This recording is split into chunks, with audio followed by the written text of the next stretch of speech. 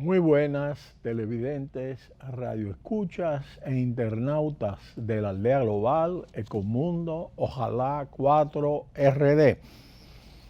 Toda transición hacia un mundo nuevo se anticipa con una caída, aunque los pilares que mantienen el orden precedente se hayan convertido ya en un festín, de acuerdo a Martínez Bascuñán, una investigadora que ha presentado un balance sobre la coyuntura actual que presenta la economía y la sociedad global. Pero antes de que esas caídas se presentaran, como es el caso de la caída del muro de Berlín o la caída de las Torres Gemelas, símbolos con los que se abrió una nueva época en que se dejó de pensar que los mapas contaban las historias. Fue ahí, de acuerdo al politólogo Iván Krafft, Stephen Holmes, cuando el liberalismo abandonó el pluralismo a favor de la hegemonía. Y buscan comprender por qué las democracias liberales, que parecieron el mejor y único sistema a imitar tras caer el muro de Berlín, ahora se marchitan. ¿Por qué los populismos echan raíces? ¿Y por qué hay que acudir a psicología política para encontrar respuestas? La clave, sostiene Krafft, está en la imitación, en la humillación inherente a querer emular un sistema supuestamente superior como camino más rápido hacia la libertad y la prosperidad. Esa lucha por convertirse, en el mejor de los casos, en una copia imperfecta, acaba alimentando irremediablemente anhelos identitarios y un resentimiento que termina por brotar a veces de manera abrupta. Si en pleno proceso de imitación surge una crisis como la financiera de 2008-2009, la fe en el imitado se quiebra. Ser imitador es a menudo un drama psicológico, pero sí, en la mitad de la corriente se advierte que el modelo que se había empezado a imitar está a punto de volcar y hundirse, tal como ha ocurrido para los países de Europa del Este tras la caída del muro de Berlín, pasa a ser un auténtico naufragio, de acuerdo a Krafft y Holmes. En efecto, hoy es el pánico reaccionario que naturalmente surge cuando pretendemos aferrarnos a algo sin formular alternativas. Va unido a la pérdida de la confianza en el progreso y al triunfo de dos cosmovisiones del miedo. La populista, que mira hacia atrás en busca de tiempos mejores, y la verde, que mira hacia un dudoso futuro desde el colapso de las expectativas para la supervivencia de la especie. Después de 30 años cargados de ironías políticas, en 2019 se ha celebrado el aniversario de la caída del muro de Berlín, sabiendo que no son las fronteras las que crean a los estados. Sucede al contrario. Primero viene el atrincheramiento, es después cuando se erigen los muros. Curiosamente, es algo que se olvida. El mismo 1989, con el avasallador advenimiento de la globalización y la aceptación optimista e ilusionante de una sociedad mundial interrelacionada y transnacional. En Europa, de acuerdo a Martínez Bascuñán, los ecos de la crisis de los refugiados de 2015 acabaron por transformar del todo ese imaginario. Nuestra sociedad de fronteras abiertas, dice Bascuñán, ya no equivale tan firmemente a libertad y progreso. La lucha por la emancipación individual cede terreno frente al reclamo de la protección.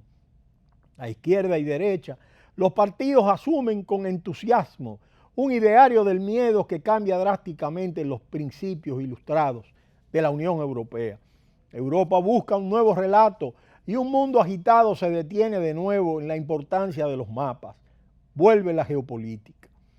El año 2019 ha supuesto el triunfo del pensamiento geopolítico como expresión de un mundo basado en la competencia entre grandes poderes. Nos aproximamos más rápido de lo que parece a la trampa de Tucídides. El mandante Trump encarna su ego herido de un occidente que pierde su hegemonía frente a Asia. Un cambio de papeles que esconde el cuestionamiento de nuestro modelo y acentúa el error de Francis Fukuyama. porque China ha despertado del todo y, al mismo tiempo, de acuerdo a analistas y observadores, muestra la cara de su ciberautoritarismo y de su potencialidad económica y se erigen como el actor con mayor resiliencia y pensamiento estratégico del planeta.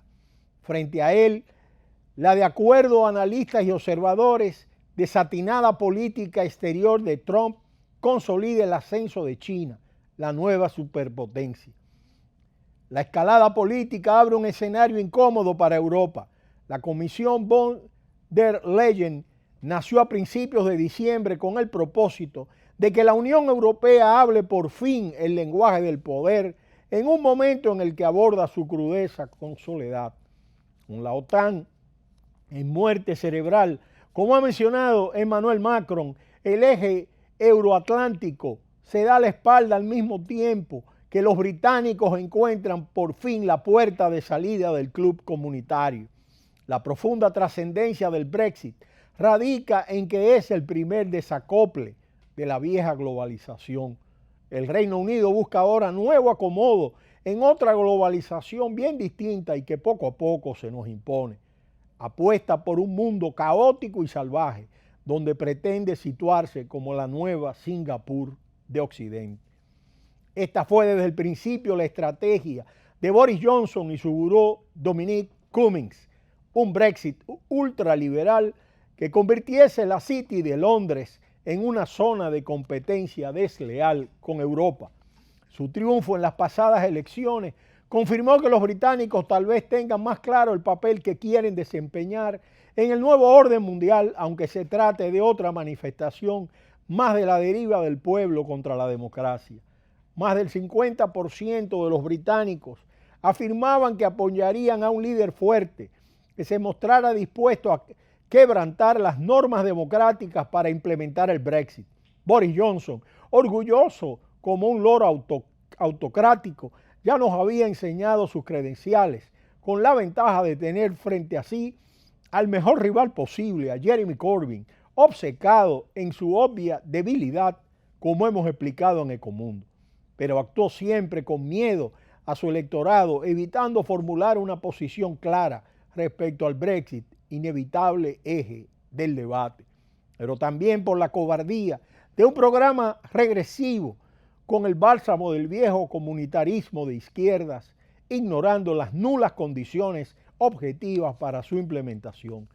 La triste conclusión, de acuerdo a analistas y observadores, este resultado es que el populismo de derechas siempre vence al de izquierdas cuando se confrontan, quizás porque, al cabo, la izquierda, si es populista, no es izquierda.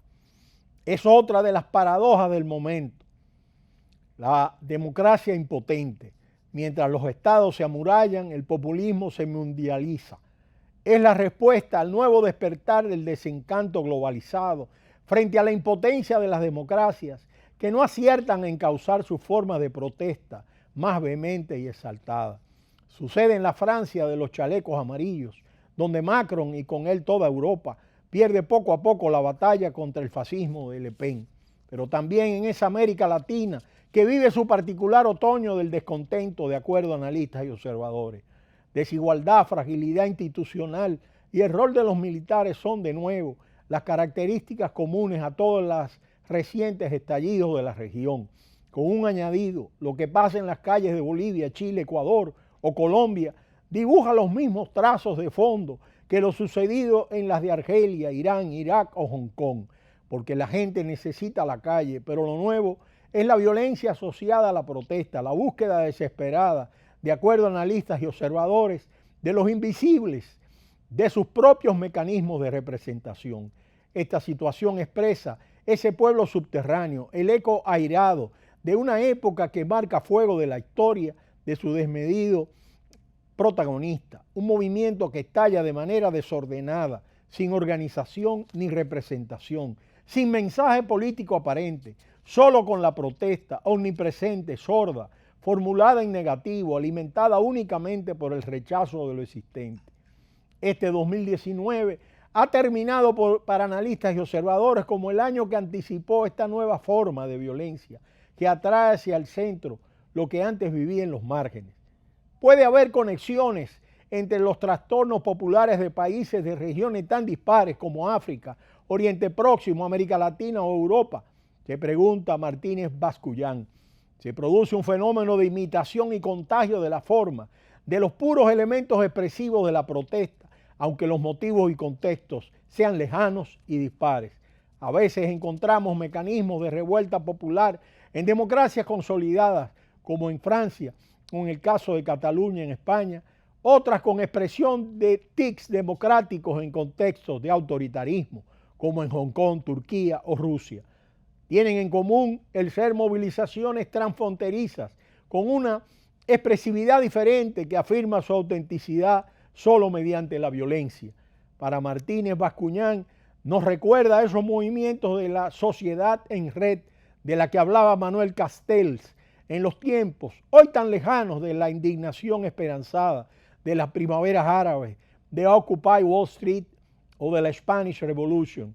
Aquellos fueron movimientos de ruptura, aunque no tanto en sentido político como cultural, y al repetirse una y otra vez en contextos tan dispares, en democracias y dictaduras, en lugares con crisis o sin ellas, su único elemento de unión fue la forma de propagarse, el dominio de las redes, la búsqueda de la viralización a través de las nuevas tecnologías, lo virtual como expresión de lo real, como esperanza o acicate para el cambio. Lo importante es que las protestas llevan vidas al límite hacia el centro del sistema, porque indica que son el presagio de algo nuevo.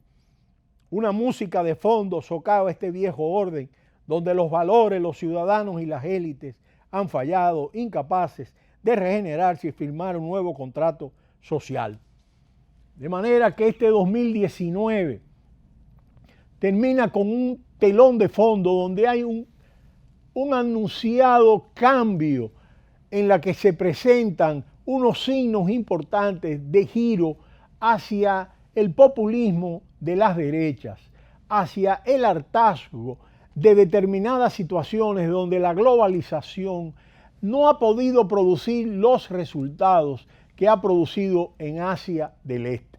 Y una de las muestras más importantes de este proceso es el Brexit, y es lo que ha ocurrido en la Francia, donde el ascenso de Le Pen se ha marcado y donde la mayoría de los países europeos marcan ya una diferencia frente a la inmigración, y los factores de la libertad de movilidad laboral ya no se asumen como se asumieron desde un inicio de la globalización, cuando en 1989 se inició todo este planteamiento globalizador. Pero será hasta mañana cuando volveremos en Ecomundo, ojalá 4RD.